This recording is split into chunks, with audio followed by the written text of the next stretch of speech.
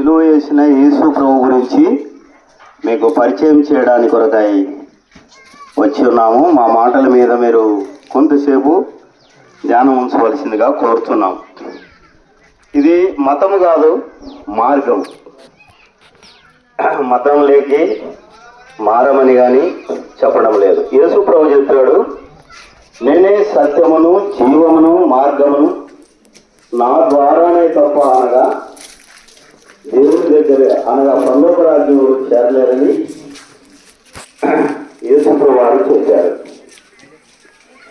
అదే మేము చెప్తా ఉన్నాం. ఎందుకు చెప్పాలా అని అంటే, బైబిల్ గ్రంథంలో రాయబడింది, పరిశుద్ధుడైన దేవుడే పరమాత్ముడిగా ఈ లోకానికి వచ్చి ప్రజలందరి కొరకు రక్తం చిందించాలని రాయబడి ఉంది. ఎవరు ఆ పరిశుద్ధమైన దేవుడు అని అంటే, బైబిల్లో రాయబడింది, ఆమె ఒక కుమారుని కనును, తన ప్రజలను వారి పాపము నుండి ఆయనే రక్షించును గనక ఆయనకి యేసు అను పేరు పెట్టుదువు అనెను.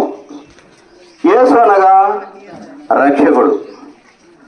ఆయన ఏం చేశాడంటే తన ప్రజలను వారి పాపము నుండి ఆయనే రక్షించును అని రాయబడింది. మరి ఏంటి పాపములు అంటే, బైబిల్ గ్రంథంలో రాయబడి ఉంది, ఏ భేదమును లేదు, అందరూ పాపం చేసి దేవుడు అనుగ్రహించిన మహిమను పొందలేకపోతున్నారని సత్యవేద గ్రంథం బైబిల్ సెలవిస్తూ ఉంది. ఇంకా బైబిల్ సెలవిస్తూ ఉంది, ఇంకా మనము శాంతి మార్గం వారు వెరగరు, మరి వారి యొక్క ఆలోచనలు చెడ్డవని బైబిల్ గ్రంథం సెలవిస్తూ ఉంది. మరి ఈ యొక్క మానవుని పాపం క్షమించబడాలంటే రక్తం చిందింపకుండా పాప క్షమాపణ లేదు. అది కోడల ఎక్కయు ఎద్దల ఎక్కయు రక్తము మానవుని పాపం తీసివేయలేదని రాయబడి ఉంది. మరి ఎవరి యొక్క పాపము వారు తీసివేయడానికి కొరకై ఎంతో ప్రయాసం పడుతూ ఉన్నాం. అయితే బైబిల్ గ్రంథం సెలవిస్తూ ఉంది, మరి యేసు రక్తం ప్రతి పాపము నుండి మనల్ని పవిత్రుగా చేయను అని రాయబడింది.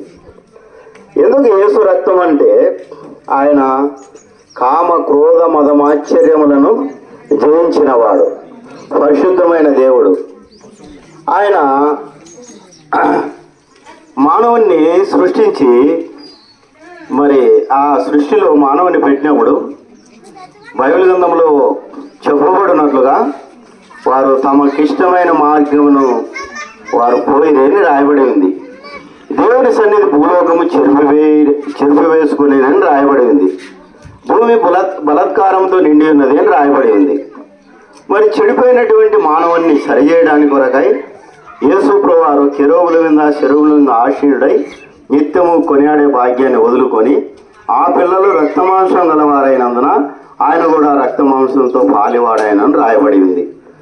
మరి ఆయన రక్తమాంసములతో పాలివాడై మరి భూమికి ఆకాశానికి 3 మేకుల మధ్య 6 గంటల సేపు వేలాడి చనిపోయి తిరిగి 3వ దినం మృత్యుంజుడై లేచాడు.